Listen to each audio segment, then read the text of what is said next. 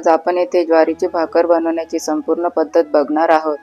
त्यासाठी जे साहित्य लागणार आहे ते मी येथे स्क्रीनवर दिलेले आहे। तसेच एक गोलाकार परात घेऊन त्यामध्ये 2 मूठभर ज्वारीचं पीठ घेऊन ते स्क्रीनवर दाखवल्याप्रमाणे चाळणीच्या साहाय्याने आणि हाताच्या मदतीने येथे मी हे सर्व ज्वारीचं पीठ छान चाळून घेण्यास सुरुवात केलेली आहे।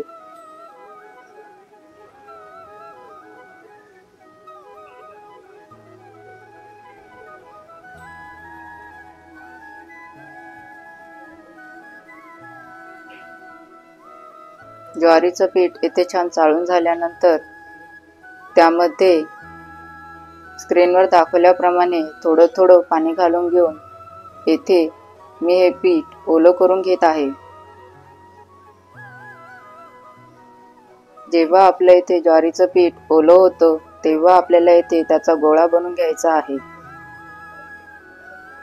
आता हा गोळा आपल्याला मऊसूत आणि भाकर थापता येईल एवढा सेलसर बनवून घ्यायचा आहे। जेव्हा आपण या पिठामध्ये थोडं थोडं पाणी घालून हा पिठाचा गोळा मळून घेतो तेव्हा आपल्याला या पिठात किती पाणी घालायचं त्याचा अंदाज येतो। स्क्रीनवर दाखवल्याप्रमाणे येथे मी परातीतलं सर्व पीठ गोळा करून येथे हा ज्वारीच्या भाकरीचा गोळा मळून घेण्यास सुरुवात केलेली आहे।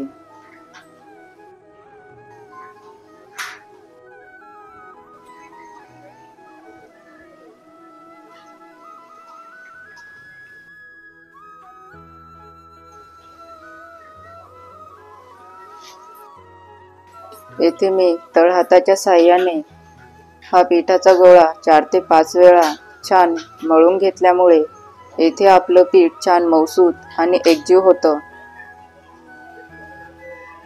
आणि अशा मऊसूत आणि एकजीव झालेल्या पिठापासून जेव्हा आपण भाकर थापतो तेव्हा ती मऊसूत आणि छान फुललीही जाते। येथे मी तळहाताच्या साहाय्याने ह्या भाकरीचं पीठ छान मळून घेत आहे। येथे आपला गोळा तयार झाल्यावर त्याला दोन्ही हातांवर घेऊन त्याला येथे आपल्याला छान थापून घ्यायचं आहे। येथे मी आपलं भाकरीचं पीठ सेलसर झालंय का भाकर बनवण्याजोगं ते मी चेक करून घेतलेलं आहे। येथे गोळा हातावर थापून घेतल्यानंतर परातीमध्ये थोडंसं पीठ घालून घेऊन खाली त्याच्यावर ही भाकर एक हाताने येथे थापून घेतलेली आहे।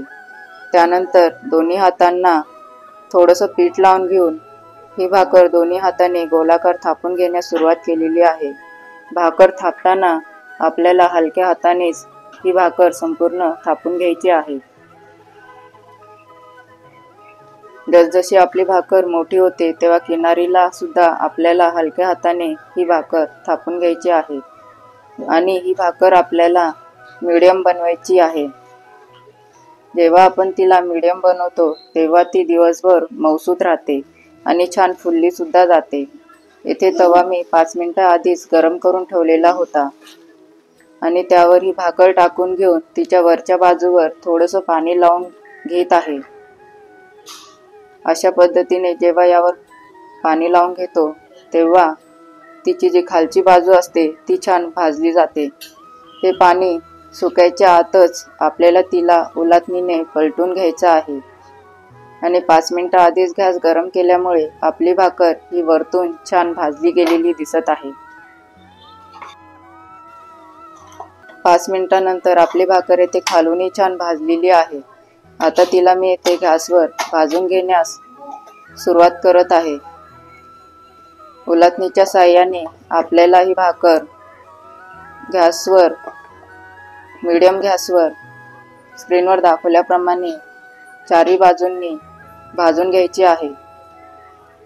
येथे आपली भाकर टम्म फुलण्यास सुरुवात झालेली आहे।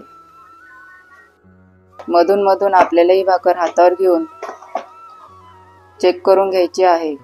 ती जिथून कच्ची असेल तिथून ती आपल्याला भाजून घेण्यास सुरुवात करायची आहे। गॅसवर थोड्याशा अंतरावर धरून मीडियम फ्लेमवर आपल्याला ही संपूर्ण भाकर भाजून घ्यायची आहे स्क्रीनवर दाखवल्याप्रमाणे। येथे आपली ज्वारीची भाकर तयार झालेली आहे. व्हिडिओला लाईक करा, सबस्क्राईब करा, बेल आयकॉनवर क्लिक करा. Thank you.